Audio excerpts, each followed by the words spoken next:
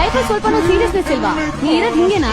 ನಾನಿರೋದೇ ಹಿಂಗೆ, ನನ್ ಜೊತೆಲಿರೋರು ಹಿಂಗೆ, ನನ್ನ ಜನ ಹಿಂಗೆ ಇಷ್ಟಪಡ್ತಾರೆ. ನನ್ ಮುಖವಾಡ ಹಾಕೊಂಡೆಲ್ಲ ಬದುಕಕ್ ಬರಲ್ಲ.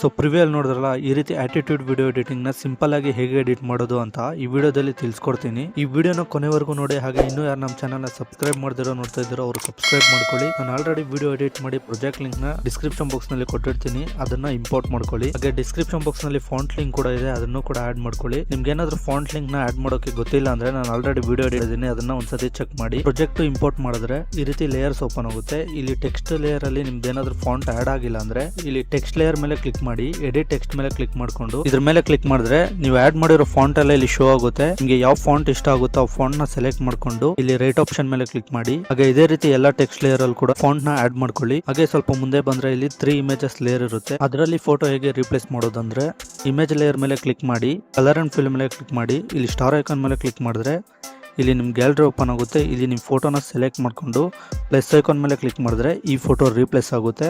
ಹಾಗೆ ಇದೇ ರೀತಿ ಎಲ್ಲ ಫೋಟೋ ರೀಪ್ಲೇಸ್ ಮಾಡ್ಕೊಂಡ್ರೆ ಈ ಒಂದು ವಿಡಿಯೋ ರೆಡಿ ಆಗುತ್ತೆ.